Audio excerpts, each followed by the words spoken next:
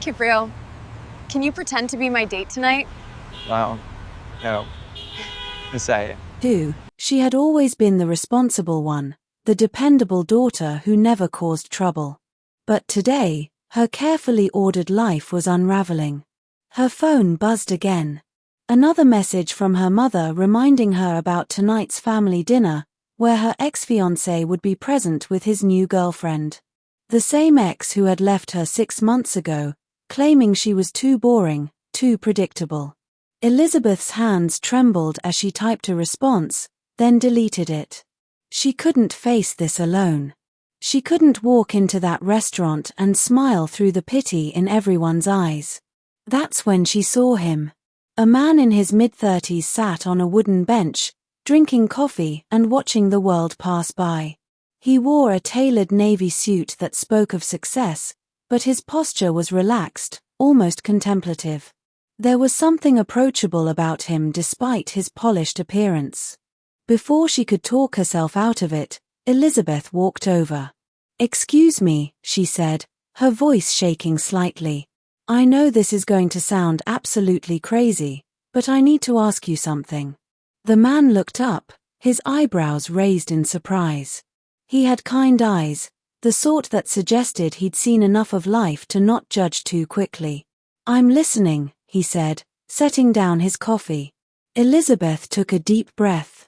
"Can you pretend to be my date for tonight? Just for 2 hours. I'll pay you. I just need someone to walk into a restaurant with me and act like we're together." The man studied her face, and Elizabeth felt heat rising to her cheeks. This was insane. She was about to apologize and run when he spoke. "Sit down," he said gently, gesturing to the bench. "Tell me what's really going on." Something in his tone made Elizabeth sink onto the bench beside him. And then, to her own surprise, she started talking. About her ex, about the dinner, about feeling like a failure at 32 because she didn't have her life figured out the way everyone expected. "My whole family will be there," she said quietly. "And they'll all look at me with that sympathetic expression, like I'm something broken that needs fixing. I just wanted, for one night, to not be the girl who got left behind." The man was quiet for a long moment, watching the twinkling lights from the shop windows as evening approached. "My name is Thomas Reed," he finally said. "And I'm going to tell you something I don't usually share with strangers. 5 years ago, I was supposed to get married. Had the venue booked, the invitations sent, everything planned. 2 weeks before the wedding, she told me she couldn't do it. Said I worked too much, that she'd always come second to my career." Elizabeth looked at him, seeing the old pain in his eyes. "She wasn't wrong," Thomas continued. "I was building my company from nothing, working 18-hour days. I thought I was building a future for us, but really, I was just running away from the fear that I wasn't enough without the success." "What happened?" Elizabeth asked softly. "I threw myself even harder into work. Built my company into something successful. Made my first million, then my second. And you know what I realized? None of it filled the empty space she left behind.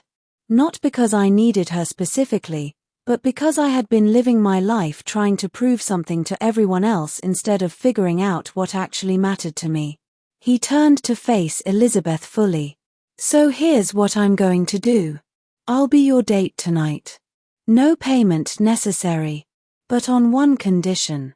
"What's that?" "That you promise me something. After tonight, after you've proven whatever you need to prove to your family, you'll take a week to think about what you actually want.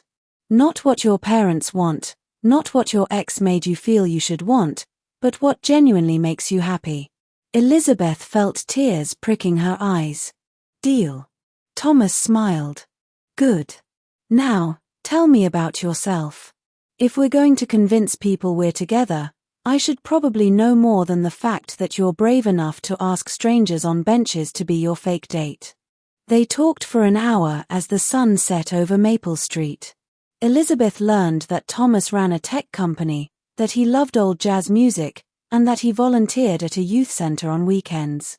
Thomas learned that Elizabeth was a graphic designer who dreamed of opening her own studio, that she collected vintage teacups, and that she could quote entire passages from her favorite books.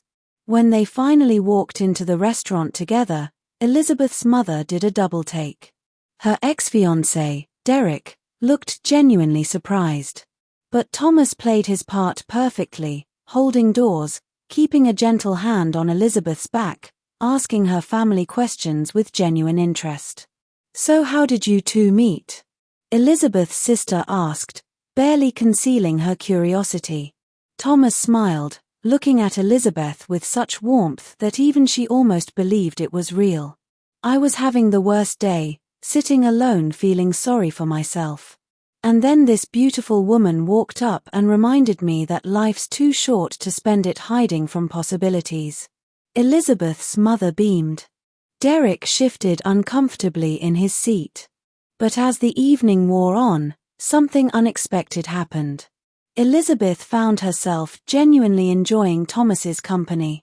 The way he listened when she spoke, the subtle humor in his observations, the respect he showed to everyone at the table regardless of their status. When they finally left the restaurant, walking back toward Maple Street, Elizabeth felt lighter than she had in months. "Thank you," she said. "You didn't have to be so kind to my family." Thomas shrugged. "They love you." That came through clearly. They just needed to see that you were okay. They reached the bench where they'd met. Thomas pulled out a business card and handed it to her. "I meant what I said about that promise," he said. "Take time to figure out what you want. And if you ever want to talk, or if you need someone to attend another family function, my number's on there." Elizabeth looked at the card. Thomas Reed, CEO, TechVision Solutions. She'd heard of the company. It was one of the most successful startups in the city. "You're that Thomas Reed," she said, slightly breathless. He smiled. "I'm just a guy who happened to be sitting on a bench when someone needed help. The rest is just job titles and bank accounts." Over the next few months, Elizabeth did take that time to think. She also called Thomas. First to thank him again, then to take him up on his offer to talk. Those conversations turned into coffee meetings, which turned into long walks through the city. 6 months after that evening on Maple Street, Elizabeth opened her own design studio. Thomas was her first client and her biggest supporter. And somewhere along the way, what started as pretend became the most real thing either of them had ever experienced. Because sometimes, the best relationships begin when two people meet exactly when they need each other most, on an ordinary bench on an ordinary street, brave enough to ask for help and kind enough to give it.